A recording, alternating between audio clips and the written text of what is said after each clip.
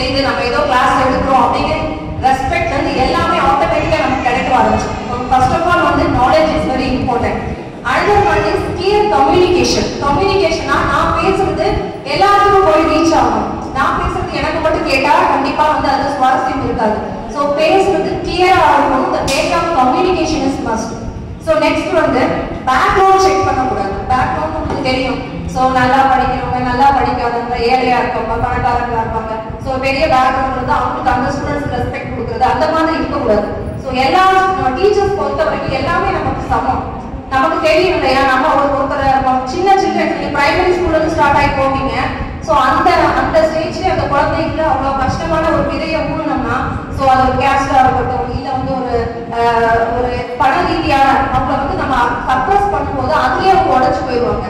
So நம்ம college students வளர்ந்துட்டோம் அப்படிங்கும்போது நம்ம ஓரளவுக்கு அண்டர்ஸ்டாண்ட் பண்ணிப்போம். இதே ஸ்கூல் ஸ்டூடெண்ட்ஸ்ல போய் அந்த டைம்லயே போய் கேஸ்டா வந்து சொல்றதும், அந்த டைம்ல நம்ம போய் இவங்க பணம் இருக்கு, இல்லை நம்ம நல்லா படிக்கிறாங்க, பாஷா இது எதுவுமே பார்க்கக்கூடாது. ஏன்னா நம்மளும் அதை தாண்டி தானே வந்திருக்கோம். நம்மளுக்கும் அதை ஃபீலிங் இருக்கு. ஸோ நம்ம ஃபீலிங் அதே மாதிரி நம்ம டீச்சர்ஸ் நமக்கு பண்ண மாதிரி நம்ம ஸ்டூடெண்ட்ஸ் பண்ணக்கூடாது. ஸோ அது வந்து ரொம்ப ரொம்ப இம்பார்ட்டன்ட். ஸோ நெக்ஸ்ட் வந்து குட் லிசனரா இருக்கும். நம்ம வந்து பேசிக்கிட்டே இருக்கிறத விட ஸ்டூடெண்ட்ஸ் என்ன சொல்ல வராங்க அப்படிங்கிறது கேட்கணும். அவங்க என்ன மனநிலை இருக்காங்கன்னு தெரியாது. ஒவ்வொரு ஸ்டூடெண்ட்ஸ்க்கும் ஒவ்வொரு ப்ராப்ளம்ஸ் இருக்கும். ஒவ்வொரு வெவ்வேறு சுச்சுவேஷன்ஸ் வருவாங்க. ஸோ அவங்களுக்கு தகுந்த மாதிரி நம்ம வந்தோடனே அவங்க என்ன மாதிரி இஷ்யூஸை ஃபேஸ் பண்ணிட்டு வராங்களே தெரியாம நீங்க கூப்பிட்டு நம்ம சத்தம் போடுறதோ, அவங்கள வந்து ஹார்ஷா திட்டுறதோ, அது என்ன ஆகும்னா அவங்களுக்கு அஃபெக்ட் ஆகும். நம்ம அவங்க வேலையே பண்ணியிருக்க மாட்டாங்க. அவங்க என்ன சுச்சுவேஷன் வந்து வராமே தெரியாம நம்ம பிடிச்சி சத்தம் போட்டோம்னா அது வந்து குழந்தைகளை வந்து ரொம்ப அஃபெக்ட் பண்ணும். So that is another important point. So next வந்து பார்ஷியாலிட்டி. ஸோ இது வந்து எல்லா டீச்சர்ஸும் பண்ணுவாங்க. நல்லா படிக்கிற ஸ்டூடெண்ட்ஸ் என்ன பண்ணுவாங்கன்னா பேர் சொல்லி கூப்பிடுறது. நமக்கு ஒரு ஸ்டூடெண்ட்டை பிடிச்சி போயிடும். பட் இருந்தாலும் அதெல்லாம் நம்ம அவாய்ட் பண்ணணும். மற்ற ஸ்டூடெண்ட் என்ன பண்ணுவாங்க, அப்ப நம்மளால ஒன்றும் முடியாதுன்னு நினைக்கிறது அந்த ஒரு சின்ன விதையை கூட நம்ம வச்சிடக்கூடாது. ஸோ பார்ஷியாலிட்டி நம்ம முடிஞ்ச அளவுக்கு ஃபுல்லா அவாய்ட் பண்றதுக்கு ட்ரை பண்ணணும். ஸோ இது எல்லாமே நீங்க ஃபாலோ பண்ணா நீங்களும் ஒரு குட் டீச்சர் தான். ஸோ இதெல்லாம் ஞாபகம் வச்சுக்கோங்க. இதெல்லாம் ஃபாலோ பண்ண முடியாது, நம்மளால முடிஞ்ச அளவுக்கு ஃபாலோ பண்ணி நீங்க கொண்டு வரது உங்க கையில தான் இருக்கு. இன்னொரு விஷயம், ஒரு ஸ்கூல்ல ஒரு சோஷியல் ஸ்டடிஸ் கிளாஸ் போயிட்டு இருக்கு. அப்போ ஒரு ஸ்டூடெண்ட் வந்து கேட்கறாங்க, டீச்சர் கேட்கறாங்க, நான் இவ்வளவு நேரம் கிளாஸ் எடுத்தேன்ல காந்திஜி பத்தி, காந்திஜி எதை பின்பற்றினார் அப்படின்னு கேட்கறாங்க. உங்களுக்கு தெரியுமா காந்திஜி எதை பின்பற்றினார்?